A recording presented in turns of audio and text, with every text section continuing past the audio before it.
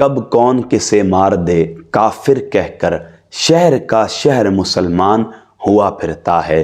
ناظرین، کچھ دن پہلے جڑاوالا کی سرزمین پر جو اندوناک واقعہ پیش آیا، یقیناً اس کی جس قدر مذمت کی جائے میں سمجھتا ہوں کم ہے، لیکن کب تک ہم ایسے تاریخ سوز واقعات کے لیے صرف مذمتی الفاظ اپنی زبان سے ادا کرتے رہیں گے؟ کیوں ہم کوئی ایسے عملی اقدامات نہیں اٹھاتے جن کے سبب ایسے تاریخ سوز واقعات کا مکمل سدباب کیا جا سکے؟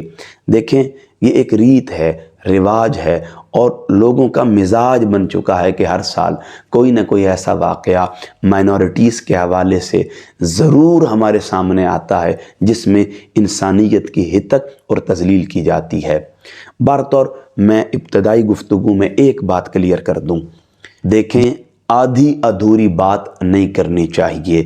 جہاں قانون نافذ کرنے والے اداروں کی یہ ذمہ داری ہے کہ وہ اس شخص کو پکڑیں جس نے توہین آمیز خط لکھا ہے، وہیں ان اداروں کی یہ بھی ذمہ داری ہے کہ ایسے اشخاص کو جنہوں نے عیسائیوں کی عبادت گاہوں کو، ان کے گھروں کو نظر آتش کیا ہے، انہیں بھی قانون کے کٹہرے میں لے کر آئیں اور قرار واقعی سزا دلوائیں۔ دیکھیں، یہ ملک لا الہ الا اللہ محمد الرسول اللہ کی بنیاد پر بنا ہے، اور اس ملک کی بنیادی اکائی وہ قرآن مجید ہے، جس میں اللہ رب العزت نے انسانوں کو اور بالخصوص امت محمدیہ کو ایک ضابطہ عطا کر دیا۔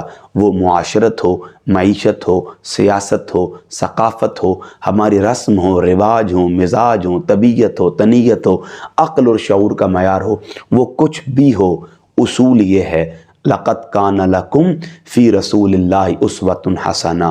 ہمارے لیے ہر معاملے میں رول ماڈل نبی رحمت کی ذات ہے۔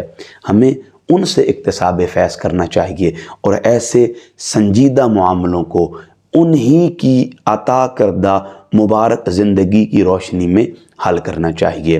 میں چونکہ یہ ایک حساس معاملہ ہے، میں اس پر کوئی ایسی بات نہیں کرنا چاہتا جو ہلکی ہو اور ہمارے معیار سے گری ہوئی ہو۔ یقیناً سب سے پہلے وہ شخص جس نے وہ خط لکھا ہے اسے قرار واقعی سزا دینی چاہیے۔ ناظرین، میں سمجھتا ہوں یہ ضروری ہو چکا ہے کہ اب حقیقتاً کوئی ایسے عملی اقدامات اٹھائے جائیں تاکہ یہ واقعات مستقبل میں دوبارہ نہ ہو سکیں۔ اگر ریاست ایسا نہیں کرتی تو پھر جس کی لاٹھی اس کی بھینس۔ پہلے ہی یہاں جنگل کا قانون ہے، جو جس کا دل چاہتا ہے وہ اپنی من مرضی کے مطابق کر گزرتا ہے۔ کوئی پوچھنے والا نہیں ہے، کوئی روکنے والا نہیں ہے، کوئی ان کو ان کی حدود میں قید کرنے والا نہیں ہے۔ یہ اپنی مرضی کے مالک ہیں، اور میں ذاتی حیثیت میں سمجھتا ہوں ان واقعات کی روک تھام اگر اب بھی عملی صورت میں نہ کی گئی اور ایسے ٹھوس اقدامات نہ اٹھائے گئے تو پھر وہ وقت دور نہیں ہے جب لوگ لفظی مذمت بھی کرنا چھوڑ دیں گے۔